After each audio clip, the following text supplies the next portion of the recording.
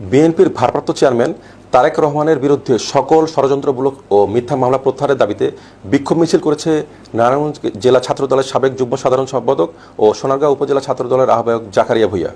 শুক্রবার ঢাকা চট্টগ্রাম মহাসড়কের কাঁচপুর এলাকায় কয়েক হাজার নেতাকর্মী নিয়ে কাঁচপুর থেকে নয়াবাড়ি ঘুরে বিসিক এলাকায় এসে শেষ হয়।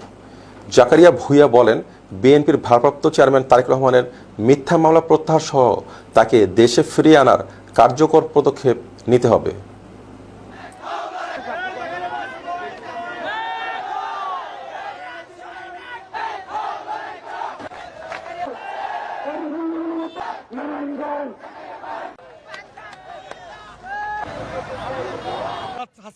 খুনি হাসিনা সরকার এই মিথ্যা মামলা, সকল বানোয়াট মিথ্যা মামলা প্রত্যাহারের জন্য আমাদের আগামী দেশনায়ক, রাষ্ট্রনায়ক, দেশনায়ক তারেক রহমানকে সসম্মানে দেশে ফিরিয়ে আনার